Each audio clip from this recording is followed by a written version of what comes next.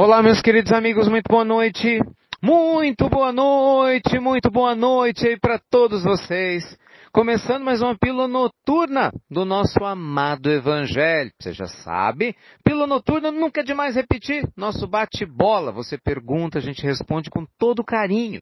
E você pode e deve participar mandando as suas questões, nos meios de comunicação que a gente tem aqui do Instituto Namastê, mas em especial no nosso Instagram, o inst.ricardomelo, tanto no Stories quanto em algumas das mensagens que a nossa equipe monitora e nos repassa com toda a atenção, tá bom? Hoje, gente, eu gostaria de falar um pouco sobre questões relativas à mediunidade. Pois é, fenômenos que ocorrem na vida de muitas pessoas, que algumas pessoas se sentem perdidas sem saber exatamente o que fazer. É esse o caso da Cláudia. A Cláudia nos conta que ela mudou para uma casa e que a casa parece que é, abre aspas, mal assombrada. Ela fala de situações estranhas que tinham ocorrido na casa, cita determinados comportamentos estranhos, entre eles questões de efeitos físicos, barulhos, estampidos, dentro da própria casa, e ela fala que está com muito medo e não sabe exatamente o que fazer e pergunta se realmente assombração existe. Ai, minha querida, me perdoe aqui, quando eu sorrio com todo carinho. Eu falo isso porque eu me lembro que quando eu comecei a estudar a doutrina espírita, muitos anos atrás, eu era uma criança ainda, eu também ficava morrendo de medo de casa mal assombrada, E tive a chance de conhecer algumas pessoas. Aí passa os anos, e a gente depois de entender um pouco como é que as coisas funcionam, a gente vê que não é nada daquilo que aparentemente a gente cria na nossa imaginação. Então, vamos lá. O que acontece? Casas mal assombradas existem? Depende do que você chama de casa mal assombrada.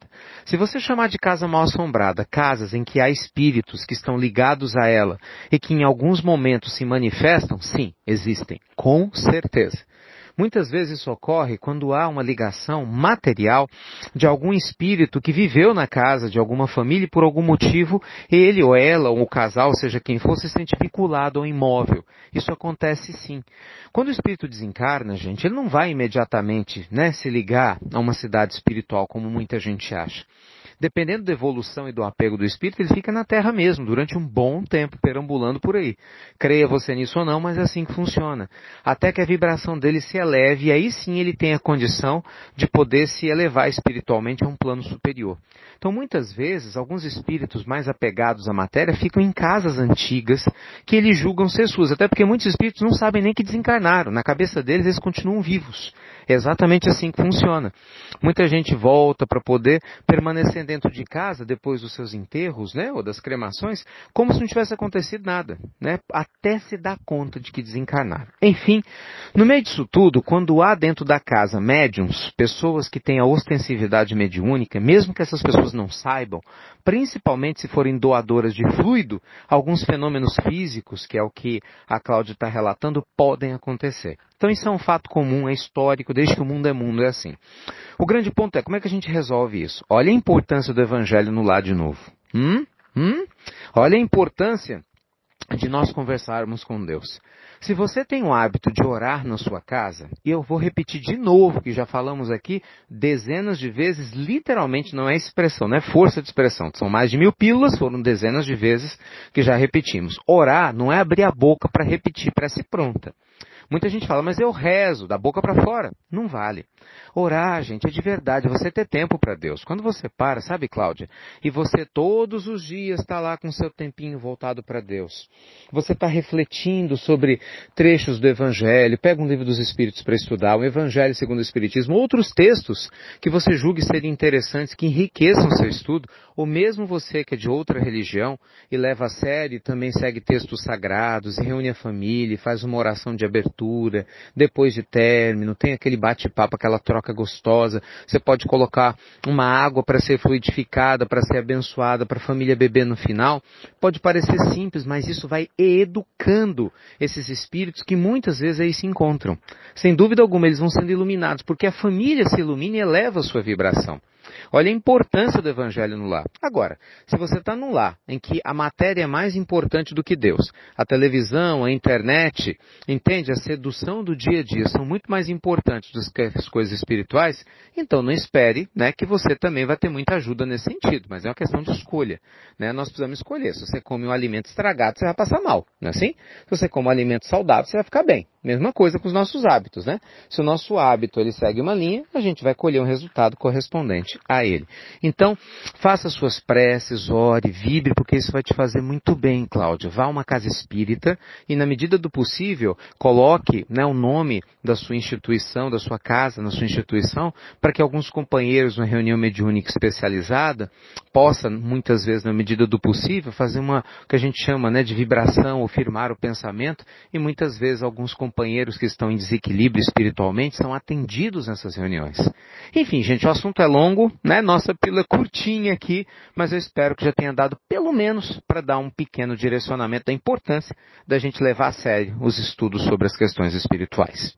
Segunda pergunta, ainda ligada a essa área da mediunidade, diz respeito a pessoas que vivem sentindo vultos, né? Que vivem dizendo, eu vi coisas, mas não sei o que é. Eu sinto que alguém passou atrás de mim. Eu sinto que isso acontece. Normalmente, gente, quando isso ocorre, né, essas pessoas, elas podem estar distraídas e na realidade de vulto não tem nada. Muitas vezes são questões ligadas a coisas do cotidiano, mas em muitos casos sim, são vultos. Você pode sim estar vendo, né, a passagem rápida de alguns espíritos, porque os médiuns videntes não necessariamente eles são ostensivos, né? Você tem a ostensividade mediúnica em algumas pessoas em que essa visão ela é contínua e clara. Você tem a clarividência, que é um tipo de evidência diferenciada, em que não é visível ao olho nu, mas o médium enxerga dentro da própria mente com muita clareza. E você tem essa evidência, digamos, parcial, em que o vulto ele é comum e alguns sentem muito esses vultos. E quando não há evidência, por vezes, há outros tipos de mediunidade, como a sensitiva, em que você pode sentir a presença dos espíritos do teu lado, seja de maneira positiva ou não, e por algum motivo, por um relance, você perceber a presença deles. O fato é que a gente não tem que ter medo disso, entende? Esse é o ponto. Gente, para de ter medo. As pessoas têm medo do que não entendem, né? Então vamos estudar. Se você estudar, você para de ter medo. Só tem medo de dirigir quem não sabe dirigir, não é assim?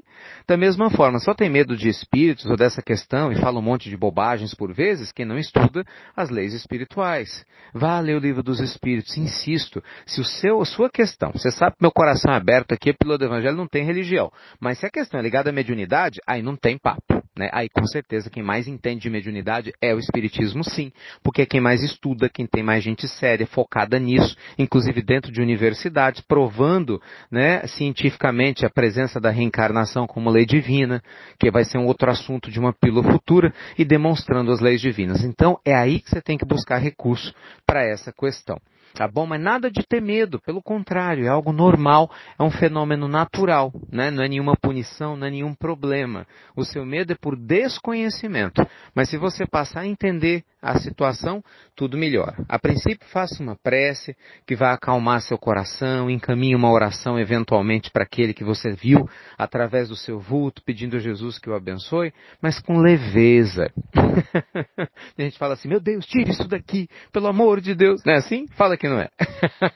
Não adianta nada, gente, eles dão risada, né? Literalmente eles dão risada da gente com esse tipo de colocação.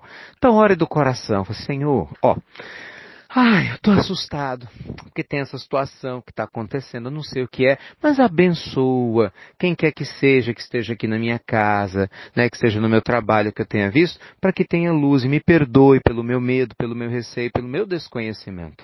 Você fazendo isso com humildade e sinceridade, você vai ter muito mais efeito, né? Para evitar algum incômodo do que agindo com petulância ou arrogância de querer afastar alguém, que muitas vezes é você que está atraindo exatamente pela sua vibração e nem se deu conta disso ainda. Tá bom?